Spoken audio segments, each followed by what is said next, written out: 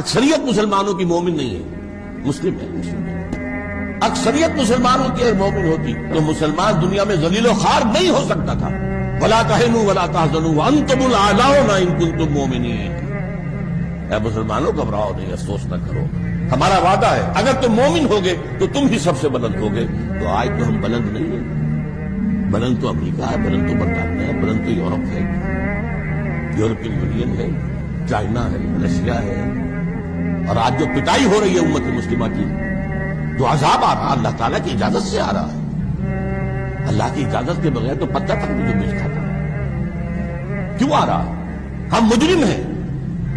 ہم نے آزاد ہونے کے بعد آج تک کسی مسلمان ملک میں اسلامی نظام قائم نہیں کیا، دین کو قائم نہیں کیا۔ جو آزاد ہوا اس نے یا قبلہ بنا لیا واشنگٹن کو یا بنا لیا ماسکو کو،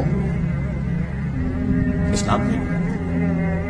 تو ہم اللہ کے مجرم ہیں، یہ سزا اللہ کی طرف سے ہمیں مل رہی ہے، اور یہ سزا تو جاری رہے گی جب تک کہ اسلام کو ایک نظام کی حیثیت سے قائم کر کے ہم دنیا کے سامنے نمونہ نہ پیش کر دیں اور ہم دنیا کو دعوت نہ دے سکیں۔ Come and see with your own eyes, this is Islam.